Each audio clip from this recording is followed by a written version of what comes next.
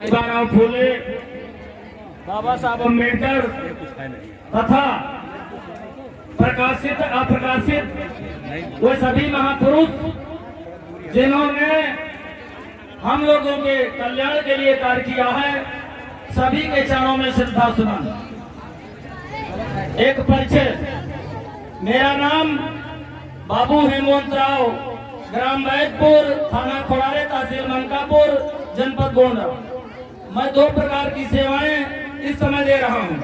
समाज को सेवाएं पंचशील सेवा उत्तर प्रदेश प्रदेश अध्यक्ष के रूप में दे रहा हूं और कर्मचारी संगठन की सेवाएं अखिल भारतीय मनरेगा कर्मचारी महासंघ नई दिल्ली, जो मनरेगा में जितने भी संगठन हैं उन सभी संगठनों के कर्मचारियों का राष्ट्रीय अध्यक्ष के रूप में मैं सेवा दे रहा हूं। मगर बहुजन महापुरुषों के जीवन पर आप लोग बहुत जानते हैं और आप लोगों को बहुत सुनने को मिलेगा। मैं कुछ अपील करके यहाँ से जाना चाहूंगा, क्योंकि मुझे और अन्य कार्यक्रमों में हिस्सा लेना है। इसलिए मैं केवल महापुरुषों पर बात न करते हुए अपील करना चाहूंगा। ये जो झंडा आप देख रहे हैं, ये झंडा केवल ये पक्ष जो 14 अप्रैल का पक्ष है, इसी पक्ष में झंडा लगाया जाता है। शादी विवाहों के अवसरों पर ये झंडा लगाया जाता है और ये 4 महीना झंडा नहीं चलता और उसके बाद फिर जब कोई जयंती कार्यक्रम आता है तभी ये झंडा लगता है। इसके लिए हमने शोध कार्य किया। 20 फुट लोहे के पाइप में और सबसे बड़ा झंडा जो करीब 2 मीटर का झंडा हो, ये लगान मैं कुछ स्थानों पर लगा रहा हूँ। जैसे गांव में अम्बेडकर पार्क है, बुद्ध विहार है, महापुरुषों की मूर्ति है, या हमारे संगठन या महापुरुषों के जो है महापुरुषों के नाम पर संगठन चलाने वाले जो लोग हैं, मैं उम्मीद करता हूं कि उनके घरों पर ये 20 फुट लोहे के पाइप में और सबसे बड़ा झंडा पंचशील झंडा लगे।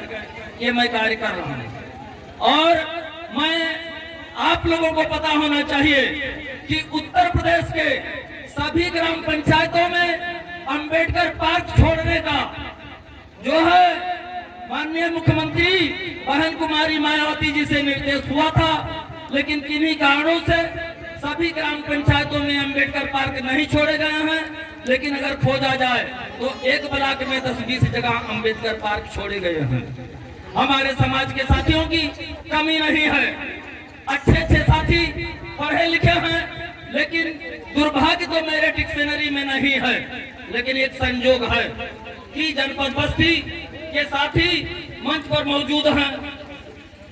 मैं बताना चाहूंगा, ये श्रद्धेय तिलकराम गौतम जी के द्वारा मुझे सुंदर अवसर दिया गया है कि मैं आप सबसे बात कर सकूं। यहाँ जो है सरटुआ ब्लॉक में एक गांव है जोगिया जुड़ी कोइया में अंबेडकर पार्क के जमीन पर जूनियर विद्यालय बना है। और यहाँ जो अंबेडकर पार्क है, यहाँ अंबेडकर पार्कों पर अंबेडकर जयंती मनाने का काम, चार दीवारी कराने का काम, मूर्तियां लगवाने का काम करने वाले लोग पीछे हो रहे हैं। लेकिन इन स्थानों पर होलिका दहन करने वाले, रामलीला करने वाले ज्यादा लोग पैदा हो रहे हैं। मैं उत्तर प्रदेश सरकार को और भारत सरकार को दृष्टिगत करते हुए कहना चाहूंगा, यदि खुफिया के साथी मौजूद हो तो हमारी बात सरकार तक पहुंचाने का काम करेंगे। अगर अयोध्या में राम मंदिर के सामने अगल बगल मस्जिद बना दिया जाए तो बुरा लगता है, तो अंबेडकर मैदान में होली क्यों जलाया जाए, रामलीला क्यों खेला जाए, इसका विचार उत्तर प्रदेश सरकार को, भारत सरकार को करना चाहिए। और उत्तर प्रदेश सरकार और भारत सरकार इस पर विचार नहीं करती है तो हम अम्बेडकर वादियों को इस पर विचार करना चाहिए कि जो है अम्बेडकर पार्क के अगल बगल होलिका दहन नहीं होगा और अम्बेडकर पार्क के कैंपस में जो है रामलीला का कार्य नहीं किया जाएगा। यह उचित होगा कि नहीं होगा? और मैं कहना चाहता हूँ, मेरे कई बिंदु हैं। हम जितने अम्बेडकरवादी लोग हैं, हम लोगों के पास 1 एकड़ से ज्यादा खेत नहीं है, तो मैं खेतों पर खोज कर रहा हूँ प्रदेश में अधिकतम जोत सीमा लागू है, लेकिन अधिकतम जोत सीमा को दरकिनार करते हुए लोग बड़ी बड़ी जमीनों की चोरी कर रहे हैं और कई वर्षों से मंदिरों के नाम पर, मठों के नाम पर ये जमीन छकाए हैं। अगर मठ मंदिर के लिए जमीन आवश्यक है तो मठ मंदिर का जमीन बेचा क्यों गया?